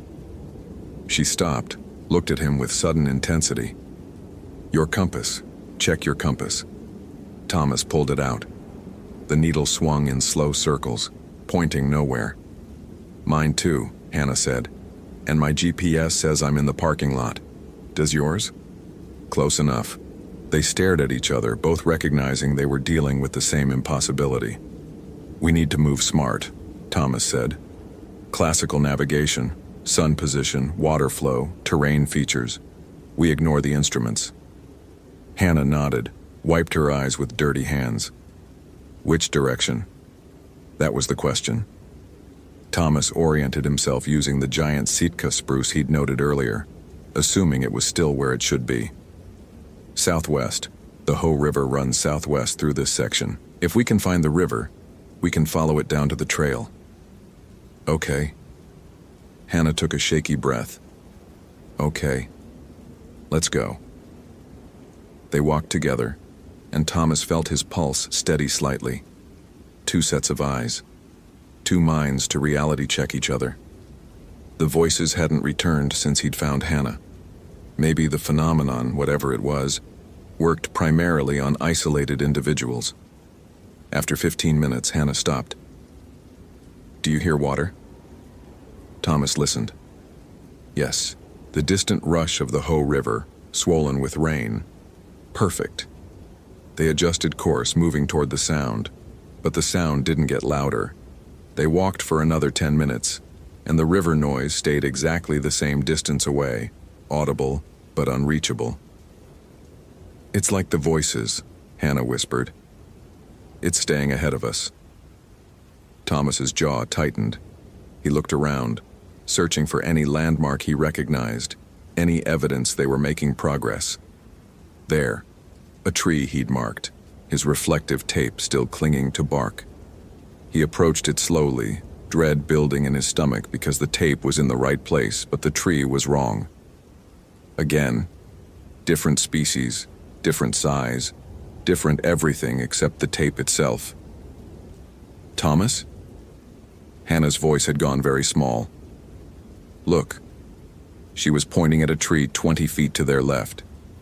His tape was on that tree too. Same placement, same everything. Then he saw another, and another. 7 trees in a rough circle, all wearing his reflective tape in identical positions, all different species and sizes. "This isn't possible," Hannah said.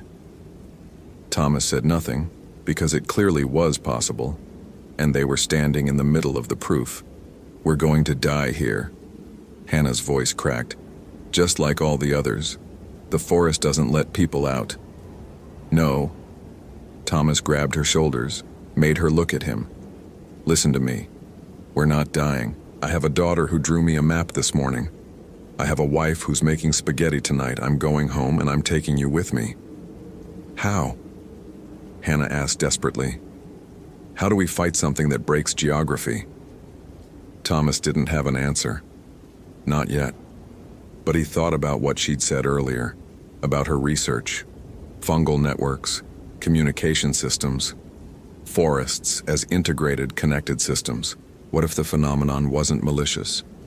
What if it was just the forest being itself, operating on logic humans couldn't perceive? "Your mycelium research," he said slowly. "You said trees share information. What if the forest isn't trying to trap us?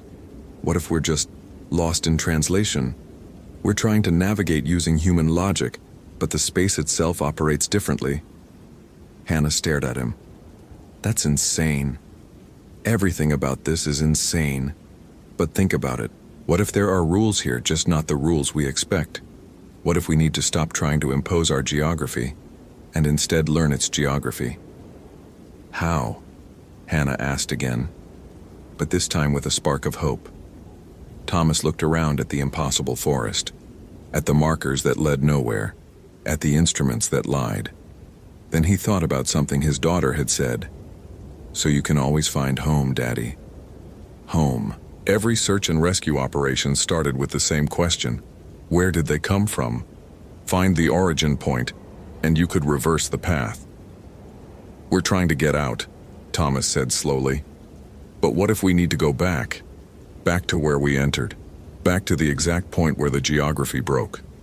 For me, that was mile marker 3.2, Hannah said.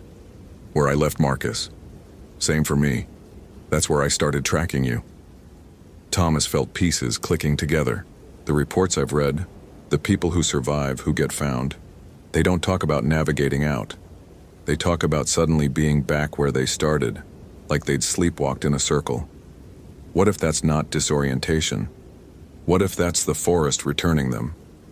To the entry point, Hannah breathed. Because that's where the trail system makes sense again. That's where human geography reconnects to whatever this is. It was barely a theory, built on desperation and fragmented observations, but it was something. So we stopped trying to escape, Thomas said. We try to go back. If this story is gripping you, follow for more quality content. What would you do in Thomas's situation? Trust your instruments or your instincts. Share your thoughts. The paradox was immediate. How do you navigate back to a point when navigation itself is compromised?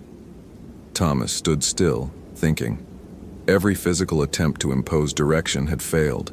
His compass lied, his GPS lied, his own footsteps led him in impossible circles. But the voices had been consistent. He'd heard Emma, Sophie, Hannah. The forest had mimicked them, used them. To what end?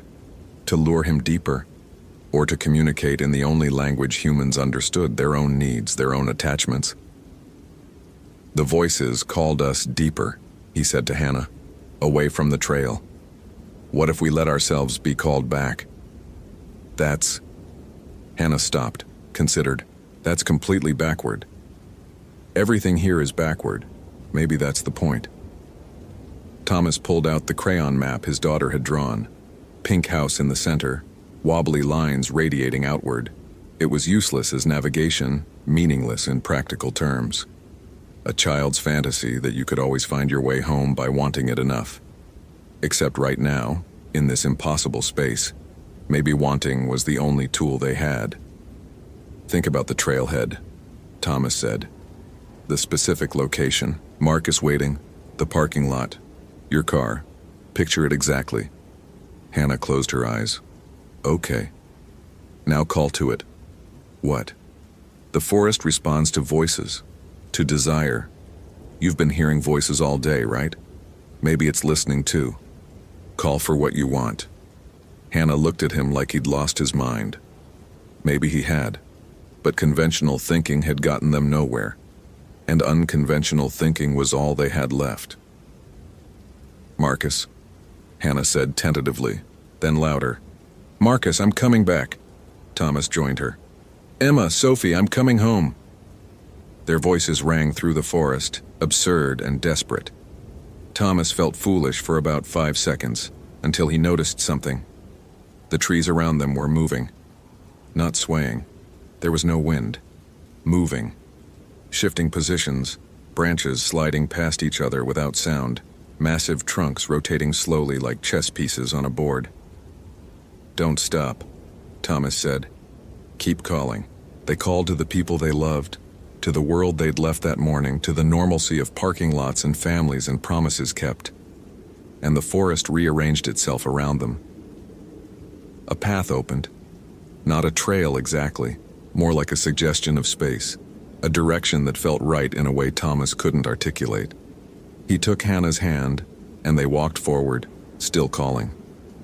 The voices answered back now. Emma's voice, Sophie's voice, Marcus's voice, all ahead of them, guiding them forward. Thomas knew they weren't real, but maybe that didn't matter. Maybe the forest was using their own need to show them the way back, the same way it had used their need to lead them astray. They walked through a forest that shifted like water, trees sliding past them, moss-covered logs rolling aside, the canopy above opening and closing like breathing. Impossible geography made briefly navigable through sheer want. Thomas didn't know if they'd been walking for 5 minutes or 50 when they emerged at mile marker 3.2. Marcus was there, right where they'd left him, screaming Hannah's name into the forest. He spun when they appeared, his face cycling through confusion, relief and joy so quickly it blurred together. Hannah! Oh my God, Hannah! He crashed into her, nearly knocked them both over. You're okay. Where were you? I've been searching. I called the Rangers. They should be. I'm here, Hannah said, clinging to him. I'm okay. We're okay. Thomas stood on solid ground, on the maintained trail, and checked his instruments. His compass pointed north, steady, reliable. His GPS showed his exact location with casual precision. His radio crackled to life, dispatch asking for status update. Ranger Brennan to dispatch, he said, voice rough. Hannah Voss located, uninjured, bringing her out now. Behind them, the forest was just a forest. Trees that stayed put, moss that clung to northern sides, shadows that fell in predictable patterns. Thomas looked back anyway, studying the edge where maintained trail gave way to wilderness. There was nothing unusual, nothing that suggested what he'd experienced. Any investigation would find exactly nothing, just another case of temporary disorientation, easily explained by stress and terrain. Ranger? Hannah stood next to him, Marcus's arm around her shoulders. Thank you. You're welcome. Thomas hesitated, then added, Write your dissertation. The fungal networks, the communication systems. I think you're onto something important. She nodded slowly, understanding what he wasn't saying. Some forests operate on different rules, and we're only just beginning to comprehend them. They walked out together, back to the trailhead, back to cell phone reception and coffee and the ordinary world. Marcus chattered nervously, filling silence with questions Hannah didn't quite answer. Thomas let them move ahead slightly, pulling out his phone as signal returned. 3 missed calls from Emma, 1 voicemail. He listened to it. Hey, just checking in. Sophie's been asking about you all day. I told her you're helping someone find their way home. She says to tell you to use the map she made. Love you. Be safe. Thomas looked at the crayon map, still creased in his pocket. A child's fantasy. A conceptual tool that shouldn't work in the real world, except it had. He got home at 6:47 p.m., exactly 12 hours after he'd received the call. Emma met him at the door, studied his face with the particular intensity of someone who knew him too well. Rough day? She asked. Yeah, Thomas said, pulling her close. But I made it back. Sophie appeared, still wearing her school uniform, holding up her arms to be lifted. Thomas scooped her up, breathed in strawberry shampoo, felt her solid weight against his chest. Did my map help? She asked. Thomas thought about impossible trails and shifting trees and the way desire could bend geography if you let it. Thought about Hannah Voss, who'd go back to her research with new questions. Thought about Patricia Whitmore, who'd understood something about the Olympic forest that no one believed. Yeah, sweetheart, he said. Your map helped a lot. That night, after spaghetti, after bath time, after both girls were asleep, Thomas sat at the kitchen table with his physical map of Olympic National Park. He drew a small X at mile marker 3.2 on the Hoh River Trail. Added a note in tiny handwriting. Entry point. Classical nav fails. Use intention. He'd add it to the file. The one marked open investigation. Let the next ranger who needed it find the information. Because there would be a next ranger. The forest would call someone else someday. That's what forests did. They persisted, they grew, They operated on scales and logics that human minds could barely grasp. The best you could do was learn their rules, respect their boundaries, and when you crossed those boundaries, remember what mattered enough to find your way back. Thomas folded the map, tucked it away, and went to bed beside his wife, who curved into him instinctively in her sleep. Through the window, the moon cast silver light across their small yard, the fence line, the street beyond, all the ordinary geometry that he'd promised to return to, and had. Thank you for reading to the end. If you enjoyed this narrative, consider following for more compelling stories. What's your interpretation of what happened in the Olympic forest? Was it supernatural, or could there be a scientific explanation? I'd love to hear your theories in the comments.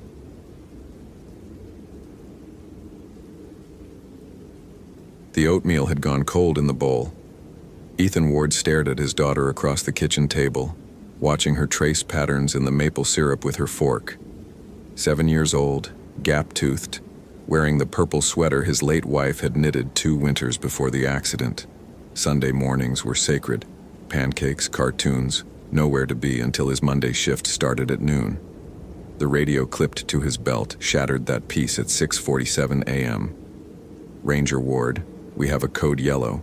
Female hiker, 26, overdue from Deep Creek Trail. Last check-in was yesterday, 4:15 p.m.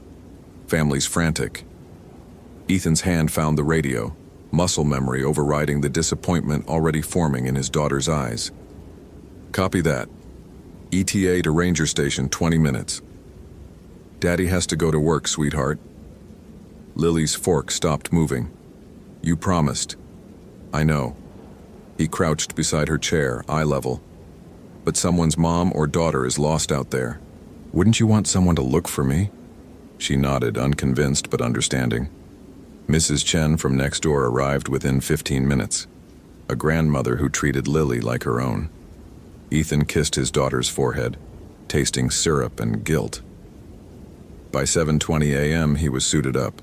Motorola HT-1250 radio, Garmin GPS unit, first aid kit, emergency beacon, headlamp, water filtration system.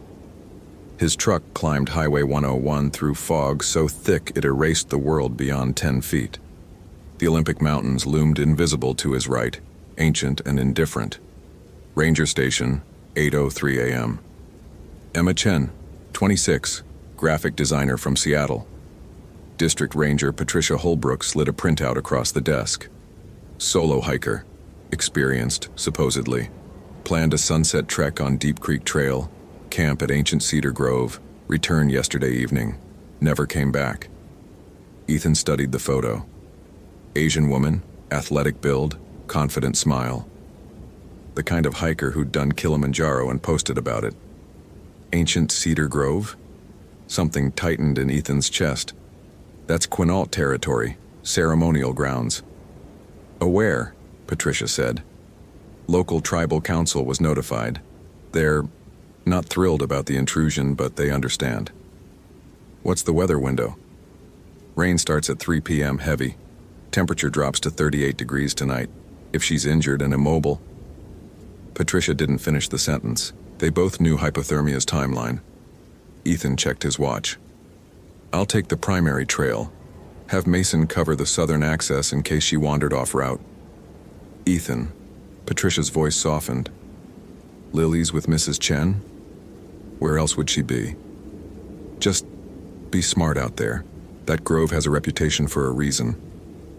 Deep Creek Trailhead, 8:47 a.m. The forest swallowed sound.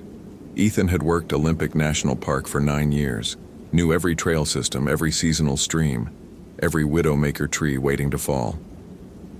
But ancient Cedar Grove always felt different, a silence that pressed against eardrums, air that tasted older than it should.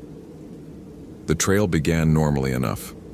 Western hemlock and Sitka spruce formed a cathedral ceiling 200 feet overhead. Sword ferns carpeted the understory in prehistoric green. His boots found purchase on the muddy path, each step recorded by the GPS unit on his hip. Mile marker 1, Emma's car keys, lying face up on a moss-covered log. Ethan bagged them, marked the coordinates. Keys don't fall from pockets that way.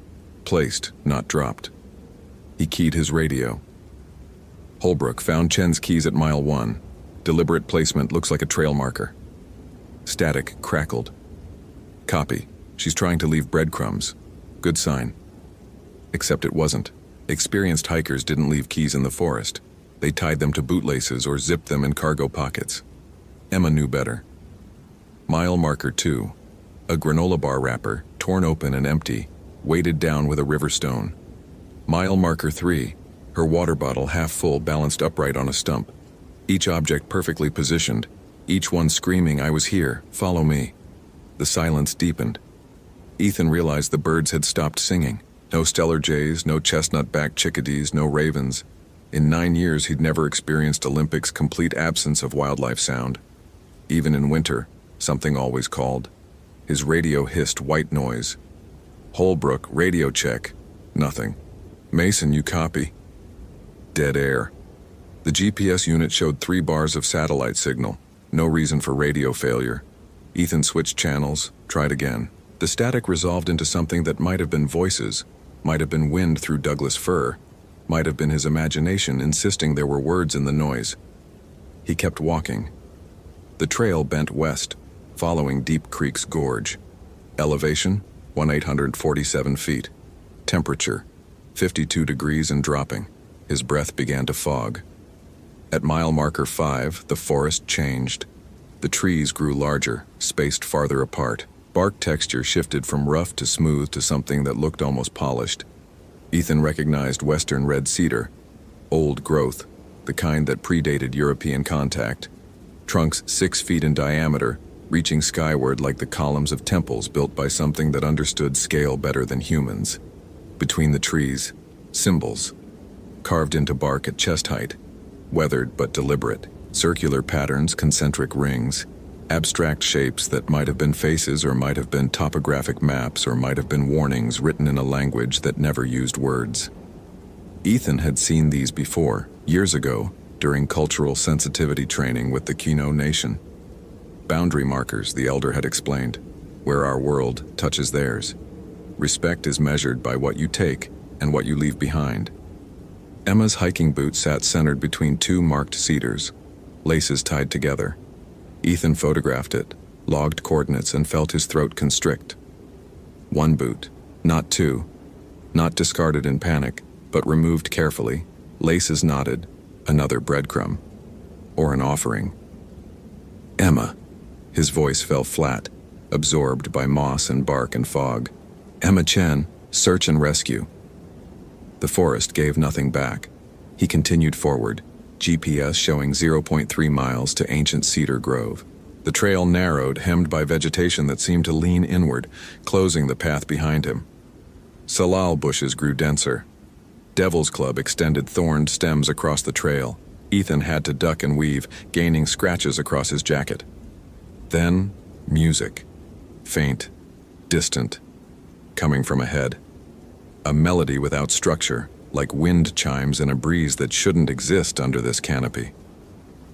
Ethan froze, listening. Not mechanical, not electronic, something organic, rhythmic, rising and falling with a cadence that made his pulse synchronize against his will. The temperature dropped another 5 degrees in 30 seconds. His GPS unit flickered. The screen pixelated, showing his location, then showing him 2 miles east, then showing him somehow north of his actual position, then displaying coordinates that placed him in the middle of the Pacific Ocean. He slapped it twice. The screen went black. Shit. No radio. No GPS. Paper map and compass. Old school survival. Ethan pulled both from his pack, oriented himself. True north, magnetic declination accounted for, trail heading should be 267 degrees. The compass needle spun like a broken clock, refusing to settle. He pocketed it, useless. Dead reckoning now. Follow the trail, trust the terrain, get to the grove, find Emma, get out before dark. Simple, professional, survivable. Except the trail forked. It shouldn't fork. Deep Creek Trail was a straight shot to ancient Cedar Grove. Ethan had hiked it 20 times, but there it was. 2 paths diverging, identical in width and wear, both disappearing into fog. Left path, Emma's fleece jacket draped over a branch. Right path, nothing visible. Ethan picked up the jacket. Still damp with sweat, still warm. She'd worn this within the last hour. He turned it inside out, checking pockets. Empty except for a folded piece of paper. A map. Hand-drawn, crude but clear. A circular clearing surrounded by large trees marked with X's, and in the center a symbol that matched the bark carvings. At the bottom, in shaky handwriting, "They're watching. They've always been watching. Don't follow the voices. If this story is pulling you in, follow for more quality content." What would you do in Ethan's situation? Trust the jacket's trail marker or heed the written warning? Share your thoughts below. Ethan folded the map, tucked it into his chest pocket, and took the left path. The trees closed ranks. Within 50 yards, the canopy became impenetrable, blocking what little daylight remained. Ethan switched on his headlamp. The beam cut through fog, revealing bark and moss and nothing else. His footsteps sounded wrong, too loud, too hollow, like walking on a wooden stage instead of forest soil. "Emma," he called again. "Daddy?" Ethan's heart stopped. Lily's voice, crystal clear, coming from ahead, maybe 30 yards, distorted by distance but unmistakable. His daughter's voice here, miles from anywhere she could possibly be. "Daddy, I'm scared."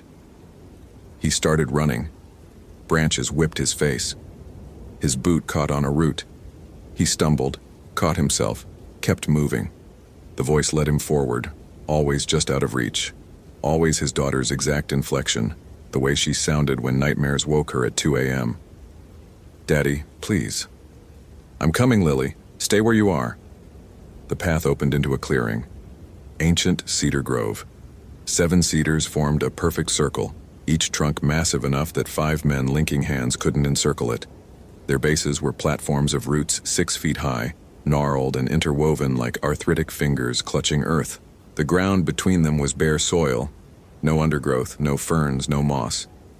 Just dark earth packed smooth by centuries of feet that came here for reasons Ethan couldn't begin to understand. In the center, Emma Chen. She sat cross-legged, back straight, hands resting palms up on her knees. Her eyes were open but unseeing, pupils dilated to black saucers. Her lips moved silently, forming words in a language that sounded like creek water over stones. "Emma," Ethan approached slowly, hands visible, non-threatening. "I'm Ranger Ethan Ward. Your family sent me. I'm here to take you home." She didn't respond, didn't blink, didn't acknowledge his existence. He knelt beside her, checking vitals. Pulse, present but slow, 40 beats per minute. Skin, cold but not hypothermic. Breathing, shallow but regular. Her eyes tracked something invisible, following movement in the air that Ethan couldn't see. "Emma, can you hear me?" Her lips stopped moving. Her head turned mechanically until her gaze fixed on him. When she spoke, her voice layered 3 ways. Her own, underneath something older, underneath something that might have been wind or might have been words spoken by the cedars themselves. "He's testing you." "Who's testing me?" "The Keeper. He protects what was taken. He guards what was lost. You brought love into his circle." Her eyes focused, suddenly lucid. "You shouldn't have come." The temperature plummeted. Ethan's breath crystallized in the air, each exhalation a cloud of white. Frost spread across the bare soil, intricate patterns forming and dissolving and forming again. The 7 cedars groaned, not wind sound, but the complaint of wood under pressure, bending when they shouldn't bend. The bark carvings began to glow, soft bioluminescence, green-white like foxfire, pulsing in rhythm with Ethan's heartbeat. The concentric circles rotated slowly, counterclockwise, hypnotic. He forced himself to look away. "Emma, we need to move, now." "He won't let me leave."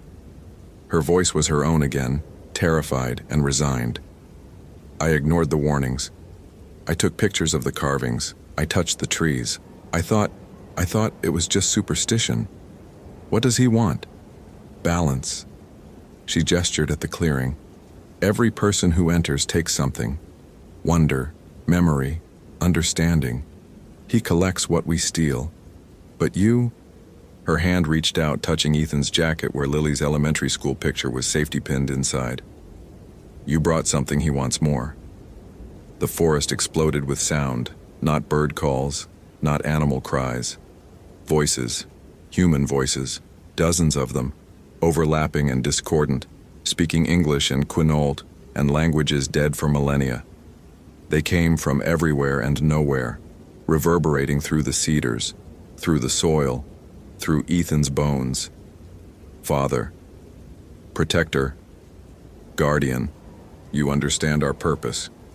The voices coalesced into one, deep and multifaceted, spoken by the grove itself. She ignored the boundaries. She took without permission. She is forfeit. But you carry what we lost. Love that guards. Love that protects. Love that sacrifices. Ethan understood with horrible clarity. The keeper wasn't malevolent. It was doing what Ethan did every day, protecting territory, enforcing boundaries, ensuring balance. Emma had violated sacred space, and the price was predetermined, inevitable. But the keeper recognized something in Ethan, something that mirrored its own nature. A choice. Leave the trespasser, take her place, or offer what you guard most. The air shimmered between two cedars, and Ethan saw, impossibly, undeniably, his living room. Lily sat on the couch, Mrs. Chen beside her, watching cartoons. Safe, warm, unaware, but the image pulsed wrong, edges fraying like the keeper was showing him a door that opened both ways. No. Ethan's voice was steady. That's not how this works. Then she remains. No, he repeated. Because you're not a monster. You're a guardian. I understand guardians. He stood, facing the circle of cedars. She made a mistake. She didn't understand the rules. But taking her doesn't restore balance. It destroys a family. Same as taking my daughter would destroy mine. You protect what's sacred. So do I. The voices went silent. Ethan continued. I'll make you a deal. I'll leave an offering. Something that matters. Something that costs me. I'll document this place in our system as protected ceremonial grounds. Prevent future intrusions. I'll guard your boundary. But she comes with me. The frost stopped spreading. The bioluminescence dimmed, pulsing slower. What offering? Ethan reached into his jacket, pulled out the photograph safety pinned there. His wife holding newborn Lily in the hospital, smiling with exhaustion and joy. The only copy, irreplaceable. Memory, he said. The thing I guard most after my daughter. Proof that love doesn't end when someone leaves. You collect what people take. I'm giving you what I'd never willingly give anyone.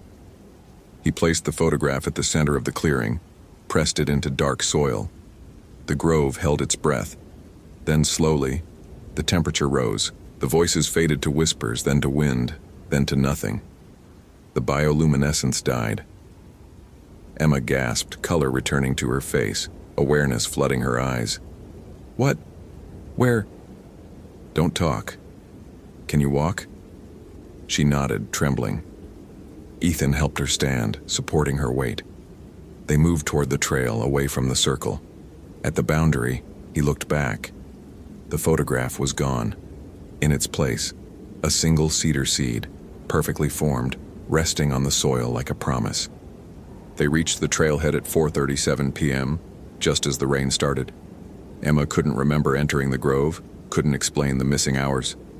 Medical evaluation showed dehydration, mild hypothermia, nothing else. She was released that evening with instructions to rest. Ethan filed his report. Hiker located, disoriented but unharmed. Probable mild concussion from unreported fall. Recommended ancient cedar grove be reclassified as culturally sensitive area. Restricted access pending tribal consultation. Patricia approved without question. That night, Ethan returned home to find Lily asleep on the couch, Mrs. Chen dozing in the armchair. He carried his daughter to bed, tucked her in, kissed her forehead. In his pocket, the cedar seed felt warm.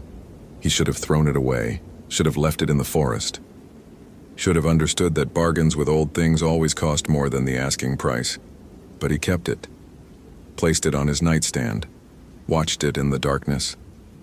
And when sleep finally came, he dreamed of cedars growing through floorboards, roots spreading beneath his house, bark carvings glowing in his daughter's room, and a voice older than names whispering, "Guardians recognize guardians. We'll be watching." He woke at 3 a.m., drenched in sweat. The seed was sprouting, a tiny green shoot impossibly fast, reaching upward in the darkness like a finger testing the air. Ethan stared at it, heart pounding, mind racing through implications he didn't want to confront. Outside his window, fog pressed against glass, and deep in that fog, if he listened carefully, he could hear them. 7 cedars miles away, groaning in a wind that touched nothing else, keeping their vigil, holding their bargain, waiting for the day when he'd have to choose again. The seed grew another inch. Ethan didn't sleep the rest of the night. Thank you for reading to the end. If you appreciated this narrative, consider following for more immersive stories. What's your interpretation of the keeper's true nature, protective spirit, or something more complex? I'd love to hear your theories in the comments.